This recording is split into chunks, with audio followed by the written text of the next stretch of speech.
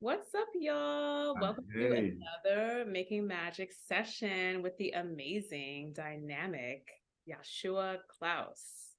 Wait, did I just pronounce your last name wrong? I feel like I just did. close enough. April, it's Klos, but it's always close enough. Okay. Um, I it's Klaus, like Klaus Wiesenbach. right, which is like super German. It's so German. Yeah. Yeah, my name is German, but not that German. Right. I hear you. Well, That's from my mom.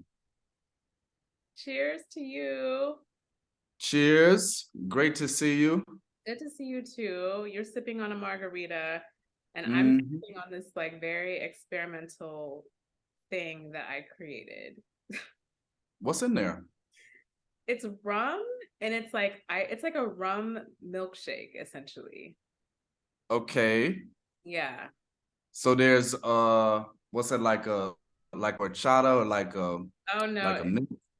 it's not that fancy. It's Okay. literally like a splash of rum and then just like melted ice cream. Mmm. You're But like, in a teacup. But in a teacup though. because I That want part. to see a whole moment. That part. I love it. So wait, so tell me, so you are in Mexico City and I am like living vicariously through you because I live for Mexico City. Really. Love Mexico City.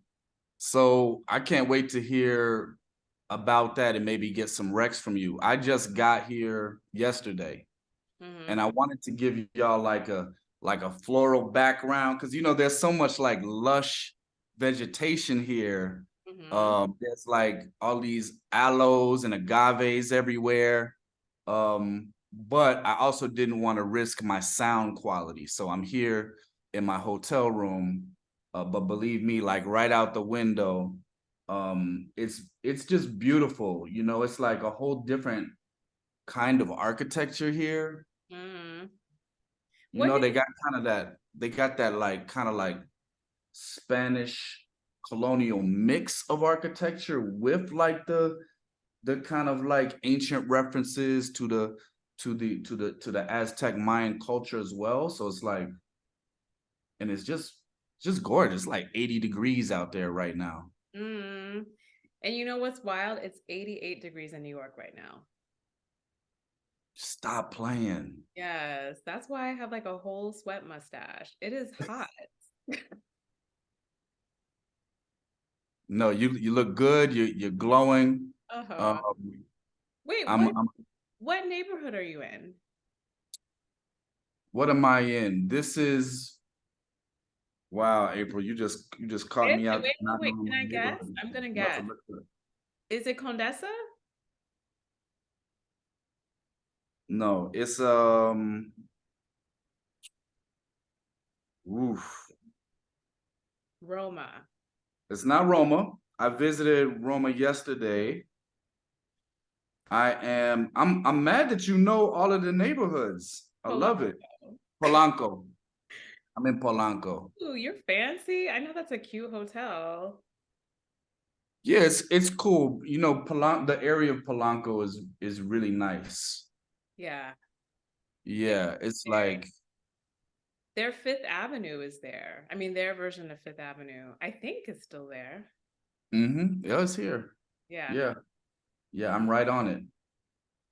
Um, but it's kind of interesting because it's like they'll have like a Lexus dealer, and then they'll have like some other like high-end fashion boutique. Mm, Um, but then you still got the abuelitas selling the yes. you know the chopped up watermelons and the mangoes. Love it. So it's quite a array of experiences that you get just walking down the street. Mm, that's what I love. Okay. So I'm not even gonna tell you when was the last time I was there. So I taught English there after undergrad. Really? That was a minute ago. And when I tell you I live my best life, like I was so, and I wasn't supposed to go there. I was going to go to Sao Paulo to teach English, but the program that I was going with originally just kind of just seemed shady after a while. So then I learned about this other program in Mexico City, which was like more straightforward. And I was like, ah, so happy that I made that decision. So then your Spanish is pretty darn good then. No, it's not. Really? Because I don't speak, like, I'm so rusty dusty.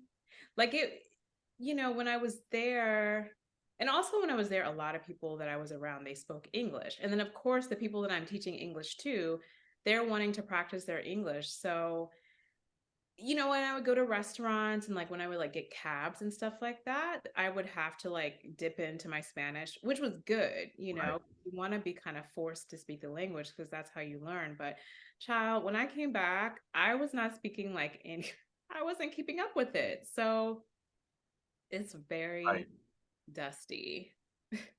Well, I mean, just your English was probably more on point than ever because you were teaching it. It's true. You are not lying about that. Cause I'm like, wait a minute, do I know my own language? Enough to teach Right. it? Yeah, yeah, You probably had your grammar in check. it was in check. But the kids, because it was mainly kids. I taught some adults, but the kids that I taught, they were all Korean Yep. and they all lived in Polanco. Yep. Hmm. Yeah, it's interesting. There's definitely an Asian population here. And you do see a lot of expats moving around. Hmm. I think less in Polanco, but more in like Roma Norte. Okay. Yeah. Mm. So listen, Mexico City is like the best kept secret. I guess everybody knew about it except me. And I'm just now getting around to it. I'm like, y'all could have told me. I know. It is kind of one of those places, but still like people haven't been though. Not everyone that you think has been has actually been. I think it's like one of those places. It is a kept secret, even though yeah, there's like a big art fair there and there's like, much to do, but I don't know, people still are not like going. That's not like just Hmm. like a cat, like I don't know. It's not like on the top of the list necessarily. Right. I think I think maybe it's because like as Americans, we take for granted Mexico. It's right there, it's so close. I think so. You're right. It's a But gem though. tell me, okay, I want to hear all, just give it to me all. How is Mexico City treating you? Yo, so it's so calm. As you know, the neighborhood that I'm in, like you described, is kind of like a Fifth Ave.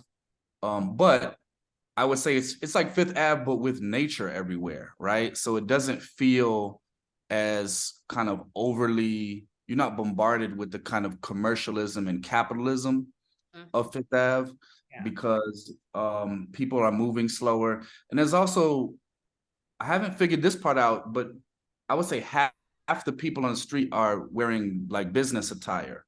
So Mm, they're wearing suits and they must be a lot of banking perhaps happening in the area. yeah. Um, but Mexico City, well known for parks, right? You can just walk and you stumble upon like a gorgeous park that has just been carved out of this city area. And inside the park, lush vegetation, you'll see some monuments and statues, maybe even some of those like Aztec relics and ruins. Hmm. Um, and today I took a walk through the park and just kind of like made some notes that I'm gonna buy some running shoes, run through the park, and there's like a castle up on a hill in the park. So Mm. I have to go check out I have to go check out the castle up close. I'll tell you the name of it in a second. Huh. I wonder what, Um, yeah. but your boy is out here. I've already eaten grasshoppers. So, Yeah. you know, I jumped right into the game. Chapulines. How was that?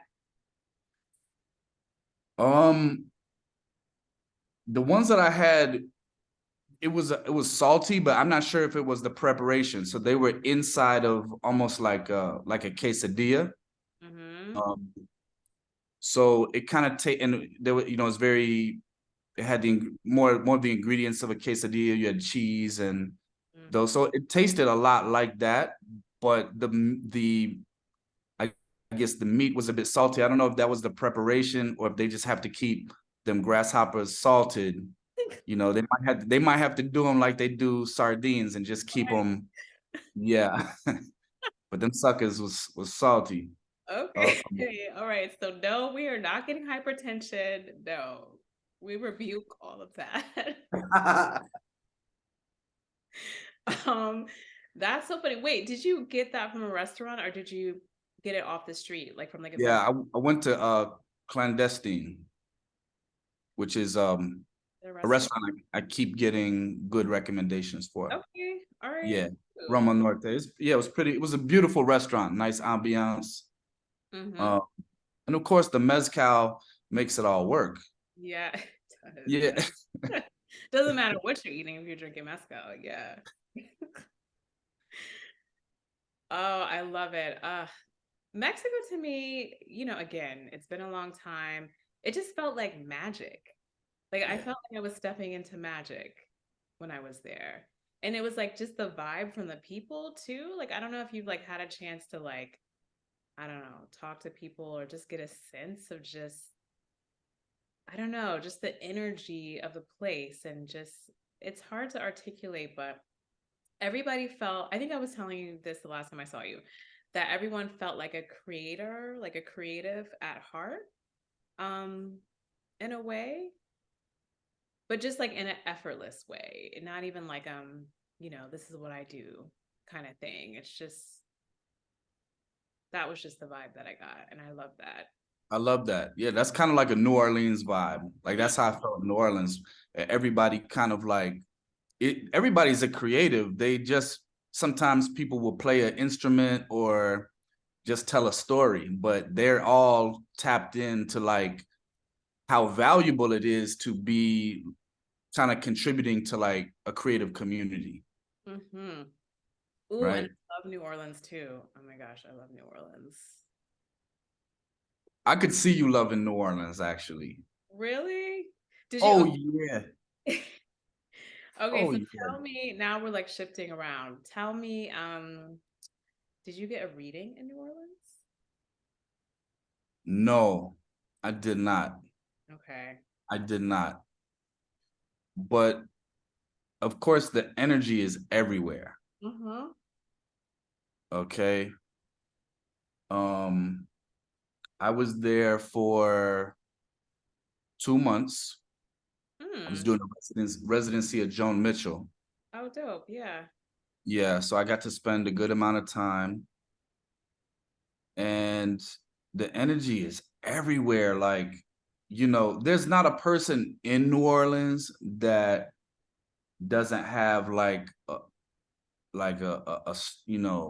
connection to the higher forces, or like another realm, and even if people move there from other places, they still get it. They're still like, yo, New Orleans is different. It's layered with so much history, Mm. that you can feel the history, because in some ways it's like somebody described it in an interesting way. New Orleans is in some ways the most European city in America and the most African city. Yep.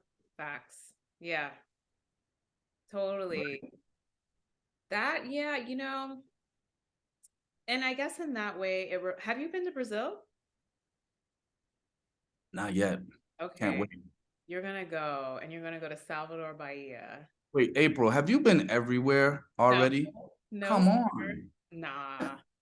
No, I've only been to a handful of places No and they wonder you're so wise. Like woo, you, yeah, because you're wise beyond your years, but because you've moved around. I mean, I definitely think that helps to like build a sensibility about, you know, connecting with people and with spirit and culture, like outside of our, home territory, right? mhm. No, it's good. I mean, it's healthy. And child, I just like a vacation too. So there's that, and I like my sun and I like my Yeah. drink and I like a very, Hmm. very nice hotel. Like I love all of that. But yeah, just what you were saying about like kind of the Africanness of New Orleans, I really felt that. I mean, it's no coincidence that you would feel that in Salvador or Bahia because like they have preserved that culture like just down. Like it's like so preserved, but you just without even knowing it, I think you kind of like sense it and feel it. That's a place that'll be like your next place, especially after going to Mexico City. I feel well, not Salvador Bahia, but Mexico City to me reminds me a lot of like Sao Paulo. Yeah, they're very Okay. kind of similar, similar places. Okay. So let me ask you this, if I may. Okay. You've been to a lot of places. What's and I know this is an unfair question. I Okay. know. But what's your favorite place if you had a week and they said we putting you on a plane, train, automobile to go to your place for a week? Oh, wow. Okay, wait a minute. That is really hard. Wait, and this has to be a place that I've already visited. Yeah, let's start with there and then one that you haven't gone to yet. Okay. Oh man. Yashua. Okay, hold up. Let me think about this. I mean, maybe Mexico City, just because it's been so long and I just had such a good time while I was there. And I feel like it was also just such a pivotal moment in my life. It would be interesting to like revisit it, now, like it's like a fully formed human, just to see Right. like, what resonates with me there now. And I like to travel with my stomach and my liver. I like to eat and drink. That's how I like to like immerse myself in culture. So I would Yeah, just eat all the things. And yeah, a week there definitely sounds delicious. got it. Yeah. And that makes sense. And a week in a place that you have not been yet, what's on that list? What's on the top of that list? Okay, so I think this is, I mean, there's so many places, but this popped in my head because it always pops in my head. The Seychelles, the The who? Seychelles, the Seychelles, they're they're this it's like an archipelago off the coast of Madagascar. They're like all these islands off the coast of Madagascar. Yeah, Yeah. yeah. The only thing, and I think I was talking to you about this the last time we saw each other, because I think were we not talking about the Maldives? Were we talking about that? Sounds familiar. Oh, Yeah, we were talking about you and Morocco, and I was telling you how, as someone like as a queer person, yeah, I mean, I think, as a Black person, period, like just traveling, you gotta kind of just be mindful. But then you add the other, identities to that, you be like, all right, let me make sure that this is all okay. And they say Shells like fairly recently decriminalized homosexuality. Like I feel like they decriminalized it in like 2018, which I mean, okay, good that it's not considered illegal, but then it's like, okay, that just means, of course, on a societal level, that it's yeah. clearly, you know. You gotta suspect that it's still in people's minds because that's still so fresh. I mean, that's yesterday, right? Yeah, yeah, yeah, yeah, for sure. So yeah, me Yeah. and June, we talk about that a lot and just navigating those spaces. So and that's a good question. Is like, what is for you a good, safe queer space that Mm, you've been to outside of the States? mm, What's that? Give me that. okay.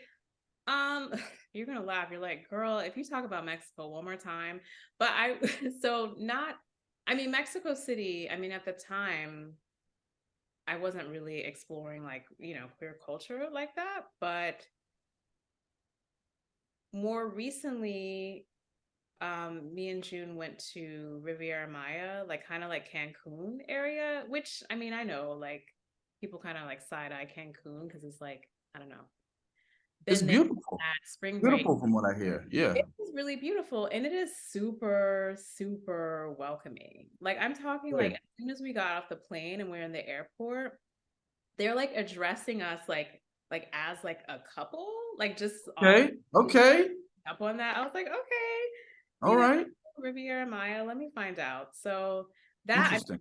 never experienced that before. Right. Well, that's special. Yeah, Yeah. that's good to know. Yeah. But yeah, I mean, oh, you know what? Ooh, you know, another place actually that's like super, super queer, gay, lesbian friendly is the Canary Islands.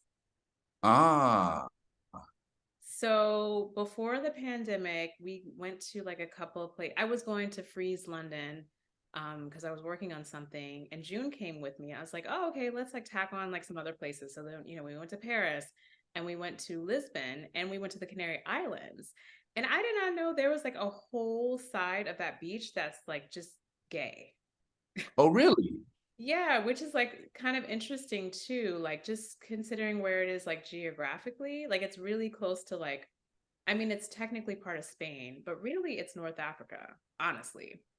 Okay. Like Yeah, if you because look you're, at the map, yeah, yeah, right, it's very, it's like touching, almost touching in a sense, the Sahara Desert. So, and you can right, tell when you're there, like you can physically see that right. escape. Yeah. That was a cute trip. And the food was like, oh, that food was so good. Okay. Yeah. Canary Islands. Yeah. Man, if you ain't been everywhere, That's I don't know. true. I feel like I So, named to you all the places that I've been. so I'm gonna be fair, and I'll tell you, I'll answer the question as well. If you gave me a week to go to a place I've already been and I want to revisit, you know, your boy just got back from Morocco. Yeah. I could do another week there. Okay. I Why? could. Tell me all the Morocco tea. So it's funny you say tea because there was plenty of the mint. You know what's funny too, April, is because I happened to be in Marrakesh when the 154 fair was in Marrakesh. It wasn't my plan. I don't know Mm, if I told you that. I no. was trying to avoid all art, right? I was like, this is a vacation. I don't want to see nobody I know. I don't Right. want to see art. I want to see, you know, Moroccan culture art. I don't want to see contemporary. I don't want to deal with, you know, the sort of like work brain or the identity that I'm already, you know, so entrenched in. So I bumped into um, some Americans, some Black folks that was there for the 154 fair. And I didn't know them, but my studio director met one of them like a week before and just got us together. So Okay. I met them. It's funny because like I had already been in Morocco for a week and I had a Muslim driver and I had a Muslim guide. Mm, And you know, therefore there was no drinking alcohol. And most of the places I was in, you couldn't even find alcohol. right. Right? Yeah. And when I bumped into to the American folks, they were turned. They were like, yeah, we they were ready to get it in. They ordering drinks, and I was like, You're like, yes. Salaam alaikum. I need my mint tea, and I'm still in my zone, you know. So Right. it was Okay, okay. Fair enough. Yeah. You were it, like, it was interesting that in some way, like I didn't expect to get that kind of like entrenched, you know, in the culture to the point where I was like, just give me the mint tea. I'm chilling, you mm, know? okay, come on, detox. You had a little Yeah. detox. Yeah. No, I think, and then sometimes we just need those spaces to carve out like how to move differently. And sometimes that means leaving home, right? And Mm, like finding a different side of yourself that you haven't been able to express. And that might be a detox. For yeah. some people, that might be a turn up, but Yeah. I guess I had already been turned up at You home. already had your turnips. So, okay, speaking of that, how did you sleep? What Like, what do do you you mean? the quality? I know that's like an odd question, but how did like the quality of your sleep? Like, what was that like? Am I It wrong? was great. Yeah, It was good sleep. yeah. It was very good sleep. And I was dreaming really heavy too. Like, Say more. like super, like I wouldn't say I've studied, the term of lucid dreaming, which I think is characterized by basically being aware that you're inside of a dream. So there's a moment of consciousness where you're in the dream and you can therefore you make conscious decisions in this like subconscious space. I Yeah. wouldn't say that my dreams go there. Um, Typically they do not. I've had a couple lucid dreams, but I do dream very vividly every night, just about every night. Like just And night in general, like even in New York. yes, Wow. yeah, Okay. yeah.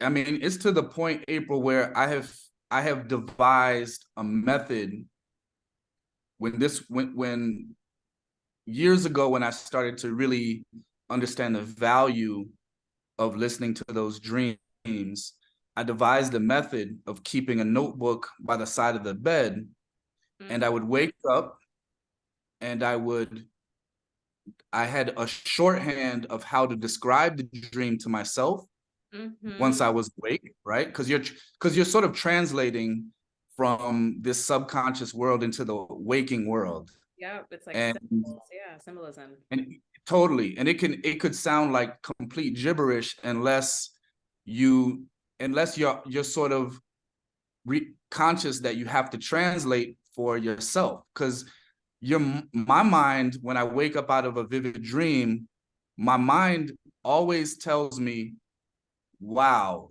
that dream was so vivid, there's no way you won't remember when you wake up. Mm-hmm. And it's a lie. Your Yeah. mind kind of lies to at least that's what my brain does. And I've realized that I have to override that voice and Yes. say, no, no, no. I know it's kind of painful right now, but I'm gonna wake myself up. I'm gonna grab my pen and write. Yeah. And I have gotten so I've gotten so much from that experience of writing it, looking at it the next day, and being able to recall some of those very strange, um, almost hard to articulate subconscious experiences that happen Mm, from words in my notebook. yeah. So of course now with cell phones, um, I've gotten accustomed to now hitting that voice recorder. Yeah. So now I voice record myself and at the same time still sort of translating and describing the experience in a way that I know it will make some sense to me once I'm awake. Mm-hmm. Yeah, I love it. I like, okay, you articulated that so perfectly because I'm like, I know exactly what you're talking about. And it is painful because, like, that's like that really good little moment, like right before you're about to wake up. You just want to be all like snuggled. So, like, trying to write something down, you're like, what? You really have to make it a routine in order to do it. And I don't always so I dream pretty regularly. Like I mean we all dream, every day, but like I remember my dreams like pretty much every day. I don't always feel compelled to write them down because sometimes they feel more of like just a clearing out of just something that needs to be cleared, if that makes sense. Like if I had Mhm. like Yeah. a crazy day and I'm kind of replaying it in my dream and it just needs to be cleared. Um, but if it's something where it's just like these symbols and this feeling and especially when there's animals in my dream, animals. Oh wait, you froze. Uh-oh. Oh yeah, I saw that too. I'm back though, right? Okay, yeah, you're back. Okay.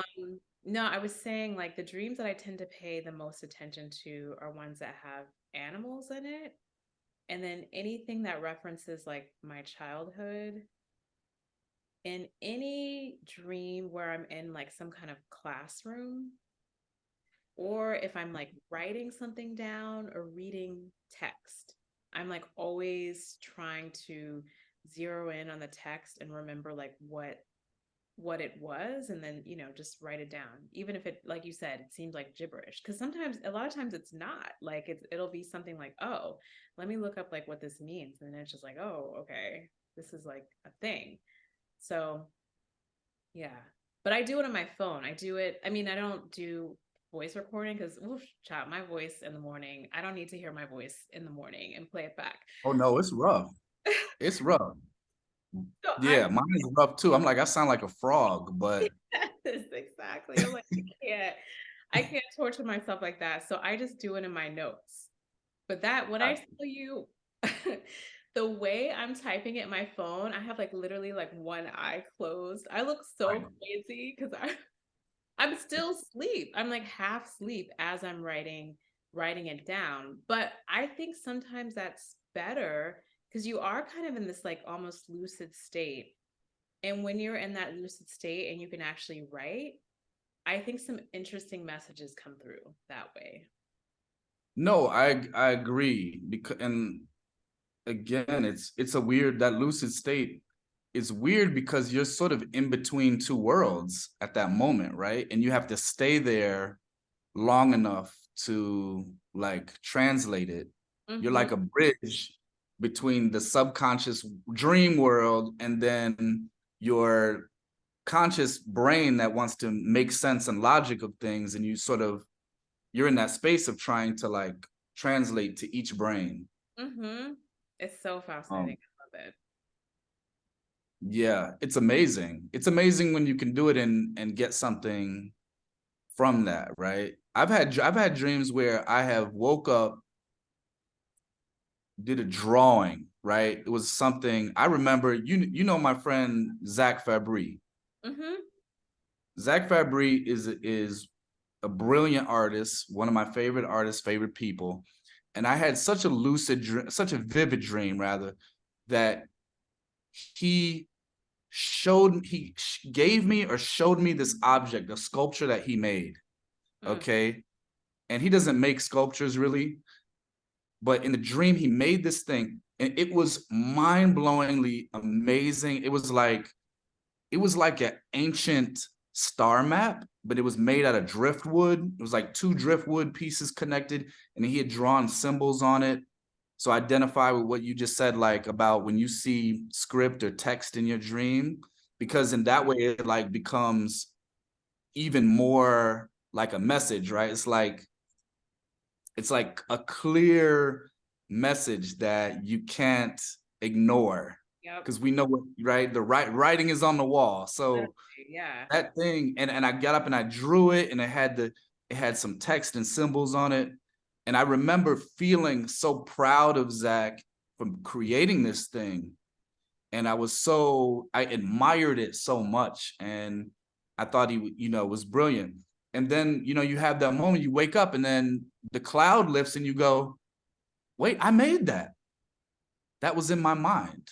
Mm-hmm. I'm the designer of that reality. Yeah. And I think sometimes for me, maybe I don't accept that level of creative breakthrough for my conscious self. So I have to assign it to somebody else. Mm-hmm. It has to be a friend of mine or somebody else doing the thing. And then I'm like, whoa, that's the best art I've ever seen. So, what I've heard, and as I dissect and look back on my dreams that I've like written about over the years, people who are in your dreams, they're like mirrors. They're kind of reflections of you in a lot of cases, maybe not all cases, but a lot of times, like that person will represent an aspect of you. 100%. Yeah. Yeah. Yeah. Ugh, I love this. So April, last night in my dream, I got into a fight with LL Cool J. Okay. Who is that? Why did that happen? That is way specific. Okay, first of all, when was the last time you watched LL Cool J or listened to him? I don't know. Okay. I don't know. I mean, I probably came across him on Instagram, you know, like a week ago, but That is digging in the mental crates. right, Wait, right. what remember what you guys were fighting about?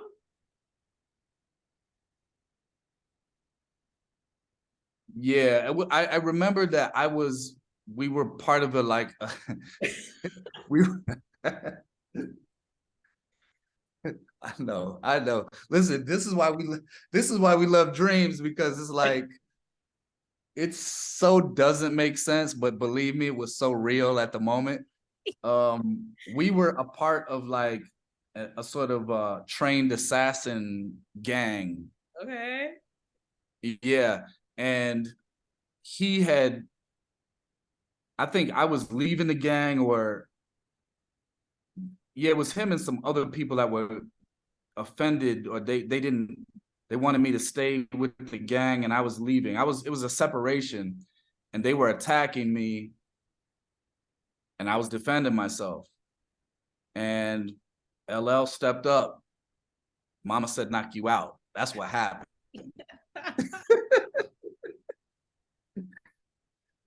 That's what happened, April. I don't know what to say. He got it though. Oh my But gosh. Did it feel good? Like, did you like sometimes yeah, like when you have that release, like it feels good. yeah, Did you yeah. feel that anger? It felt good. It felt good and bad. I felt good because I had won in the physical fight with LL Cool J, Yeah. but then I felt bad. Aw, You know, I felt bad. I felt bad because I had clearly caused him pain, yeah. and I was like, oh, this went too far, you know. Yeah. Interesting. So maybe that's a message And to then I you. woke up. It got so intense that I woke up. Yeah. Oh wow. Yeah. Mm. I mean, I think that there are dreams where it's like loaded with messages and like they'll feel really abstract. But sometimes it'll come up like a week later. I mean, I don't know if you've had that experience, but like, have you had dreams that come true? Hmm. You have, Um, even if dreams that come true. I even don't if it's know. something really, it doesn't have to be like, oh, I dreamed like, I don't know, like something very dramatic and it happened. It could be like something so mundane. You know, there's when you asked the question, my first reaction was like, nah, I haven't had that. But at the same time, I'm starting to think like that has to happen, because your brain is your subconscious sometimes processing things that your conscious mind is not ready to do, or is not ready to be aware of. And Mhm. so, you know, so like if you know, for example, that you're gonna come across a stressful situation in the near future, sometimes is playing that out and trying to problem solve before it, or trying to feel the anxiety or whatever it is, right? So I Ooh, know I've had those. I don't know if I've ever had a literal experience. Go ahead. okay. I'm gonna have to tell you about a story offline that relates directly to that. I can't talk about it here, but yeah, Okay, okay. I'll tell Ooh. you afterwards. Um, but yeah, no, back to your LL Cool J dream. It is really interesting when you wake up and that feeling, you feel so charged by whatever you dreamt about. Like it's like visceral. Like you can just like feel it. It's very palpable. Yeah, and it's gonna sound weird too, April, but this dream was also kind of a minor breakthrough for me, because usually when physical confrontation happens in my dreams, it's before it feels real, I wake up. So it gets so intense. Yeah, it gets so kind of like intense that before I get to really put my hands on somebody, or they put their hands on me, I wake up. But this one, like, I remember in the dream, because I was I was a trained assassin, like I mentioned, I had an axe and I swung it to warn somebody. I swung the axe at him and he dodged it and it hit wood and it kind of stuck in the wood the way that Mm-hmm. it would happen in real life, where it sticks for a second, you got to pull it out. Yeah. And I remember thinking like, wow, that felt real. I never had Huh. uh that kind of physics in my dream.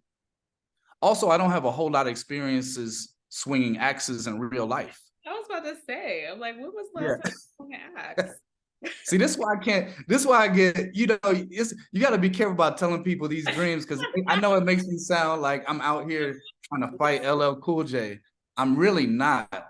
Listen, But that's the beauty yeah. of dreams. We all have our shenanigans in our dreams. And maybe we need to, because, like I think a lot of our waking lives, even when we're like kind of at our freest, like just like how we navigate space, there's a certain level of repression that we have, to kind of be in our society. So I think having that dreams, like, yeah, or maybe you're swinging an axe. Maybe that's symbolic of something else that, you just needed to just release. Mm. And do you, like, when you record your dreams or when you look back on them, do you try to do dream analysis and kind of figure out the symbol? Okay, you froze. You said, do I do dream analysis and try to figure out the symbols? Uh-oh, I lost you. Yeah. What you Oh said, yeah. yeah. It's kind of slowing down. Yeah, yeah. Yeah. I do. So, okay. I do, but not like to the point where I'm like popping a blood vessel. My thing is like, if it's not, if I'm not getting the message, like if it doesn't kind of come with like relative ease, then I always have it to like revisit. And sometimes something will happen. I'm like, oh my gosh, like that like relates to a dream that I had. And then the other thing, I think yeah, I told you this. I do readings for myself every day. Like in the morning, it's like kind of how I ground my day. And so a lot of times there will be some aspects and symbols of my dreams that pop up in my reading. And then that like helps tease out like kind of the meaning and like the things that I should pay attention to. Um, and then if it's not in the reading, like I'll pay attention to like the seemingly like coincidences of the day that line up with the dream that then kind of help me interpret it in a different way, if that makes sense. Totally. But I like that idea of the card reading as like another point of connectivity with the dream world, where it comes back through and like reminds you of its power, right? And then it can put it in context a little bit. Yeah. I mean, in my opinion, I think it's all coming from the same space. I think the concept of like the universe and consciousness and different deities and like all these different names that we put to energy, like I see it as like a big ball of energy. And you and I were talking about this, like how we were joking because you were in Morocco, that we're little bits of Allah, like we're all like our own little creators of You, our that's yours. No, that's yours. You own. coined that. Little bits of a lie. Little bits of a lie, yeah, I just love that. and we have like our own little micro world, but there's this like macro world that we're also a part of. And I think when you dream, you kind of tap into that macro. And then I think also when you do Mhm. like things like tarot reading and oracle deck readings, you're also tapping into that, like your third eye, all that consciousness. It's all like very kind of like that similar space. Yep. Yeah, it seems like sometimes dreaming is a way to sidestep your ego identity Mm-hmm. and to be like connected with all that you are outside of the conscious confines of how you believe yourself. Yeah, it's true. Uh-oh. Yashua, that connection, that Mexico City connection. Let's see if he'll come back, y'all. Uh-oh.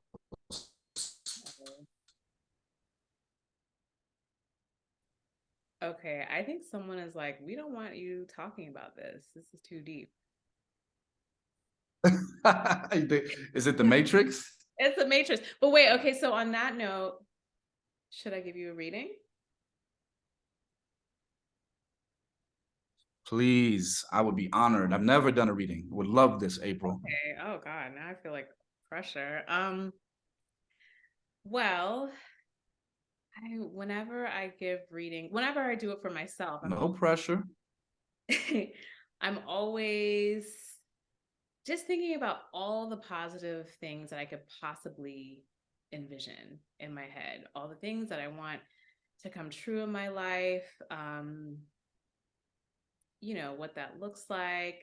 You can almost like feel it in your body and kind of like tap into that energy and use that energy as like kind of like a portal for like the messages that will kind of guide you towards that coming into fruition, if that makes sense. Does that Okay. resonate? Yeah. Okay. Yeah, that resonates. Okay. So I'm just like, yeah, opening up all that positivity for you, connecting, asking permission to connect to your elevated people on the other side, the people who watch out for you in that universal Yes. space. And let's see what they have to tell you. So I'm going to shuffle the card 3 times, and then I'm going to pull out a card that pops out at me. Okay.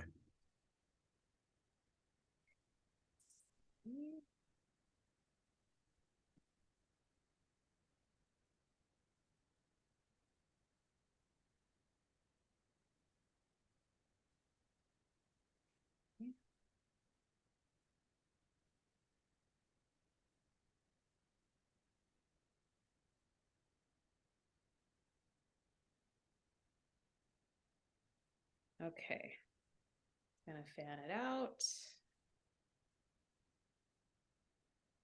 And let's see what pops up. Okay.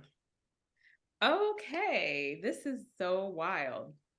So before I got on Zoom with you, I was on Instagram because I like started doing like I'll do like a card pull like once a week, like usually like on Fridays, just for like whoever is like watching. Cause I don't know, like I'm just like nerding out on tarot these days. So I just feel like compelled to like, share it with our community. Cause I also know like a lot of us are like starting to get into that stuff as well.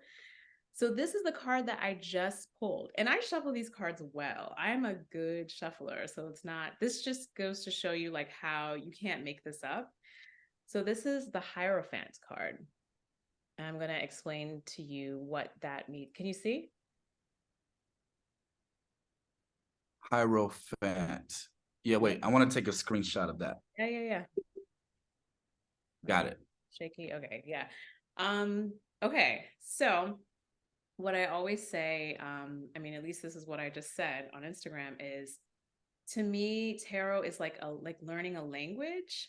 And the more you do it, it's like you start developing like a relationship with a deck too, and that relationship is going to look different for everyone. So like certain symbols that and there's like this is an old system. Like this system dates back to like the 15th century.